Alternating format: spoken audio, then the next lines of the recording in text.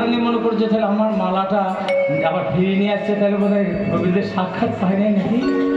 কিন্তু এসে যেই মালাটা রাধারানীকে পরিয়ে দিয়েছে, আর এই প্রসঙ্গটা আর বলবো না, কালকে একবার আলোচনা হয়েছে যে যেমন কৃষ্ণের প্রসাদী মালা রাধারানী গলায় পরিয়ে দিয়েছে, আর রাধারানী কাঁদতে শুরু করছে। কেন? কৃষ্ণের প্রসাদী মালা, কৃষ্ণ অঙ্গবন্ধটা মাখানো আছে, আর কৃষ্ণের প্রসাদী মালার মধ্যে কৃষ্ণ কৃপাটাও মাখানো থাকে, তাই রাধারানী কাঁদতে শুরু করেছে। তুলসী হাতে ধরে বলছে, তুলসী বলে দে আমি কেমন করে কৃষ্ণ পাবো, বলে আমায় বলে দে কেমন করে কৃষ্ণ পাবো। এই যেমন রাধা, তুলসী যেমন নাচতে নাচতে রাধে রাধে ধ্বনি করতে করতে যখন রাধারানীর কাছে এলো, আর একটু অবসরে অন্যান্য সখীগণ এই রাধা রাধা ধ্বনি শুনে সবাই রাধারানীর কাছে এসেছে। রাধারানী কাঁদছে তুলসী হাতে ধরে, বল আমি কেমন করে মালাটা করেছি, আমি কেমন করে কৃষ্ণ পাবো, আমি কেমন করে কৃষ্ণ পাবো, বলে দে উপায়, বলে দে কেমন করে কৃষ্ণ পাবো, তুই দে উপায়, বলে দে, বলে তুলসী তোর হাতে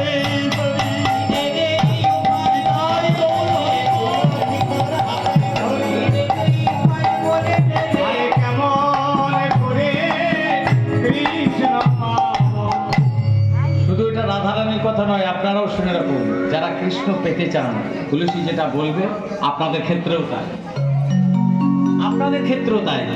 যদি কেউ কৃষ্ণ পেতে চান বলে একটাই উপায়, বলে কি করতে হবে, বলে একটাই উপায়, বলে বলে কোনো উপায় নাই, সেটা কি, বলে প্রাণ ভরে তার নাম ধরে নয়নে জল দিয়ে তাকে ডাকতে হবে, কাঁদতে হবে, উচ্চস্বরে হা কৃষ্ণ বলে কাঁদতে হবে।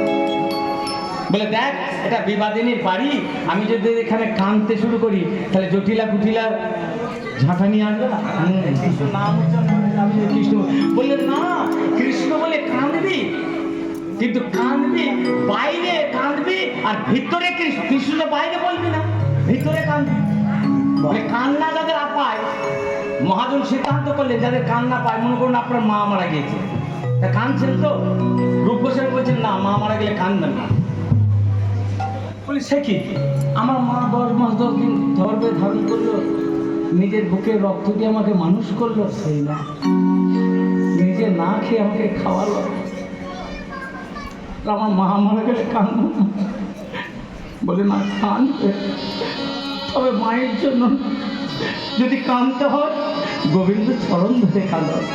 বলে হে গোবিন্দ, আমার মাকে তুমি মরতে পাঠিয়েছিলে, মায়ের শেষ পাত্রটি মুখ শেষে তোমার কাছে গেছে, গোবিন্দ গোবিন্দ চরণ ধরে কেঁদে বলো আমার মা যেন তোমার চরণ সান্নিধ্য লাভ করতে পারে।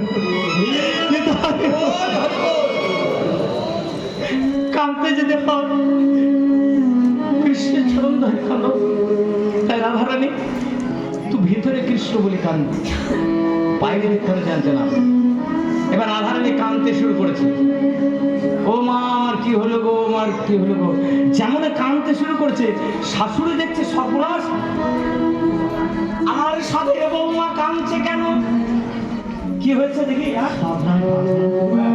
দেখছে কি শাশুড়ি দেখছে শাস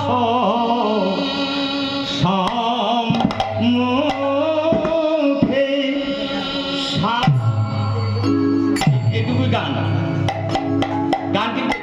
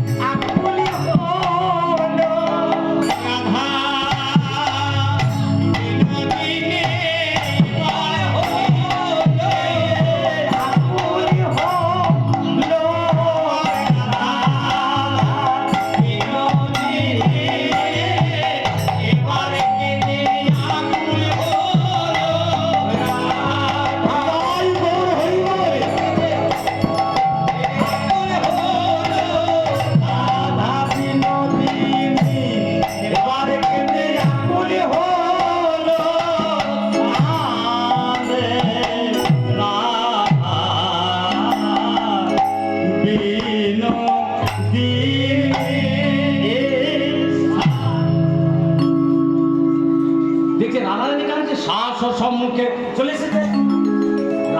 রাধারানী দেখছি এই না মাথায় কাপড় নিয়েছে।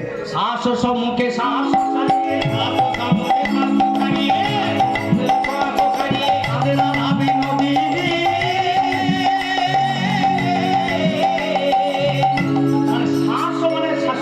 প্রথম শ্বাসটা মনে হচ্ছে শাশুড়ি আর দ্বিতীয় শ্বাস মানে নিঃশ্বাস।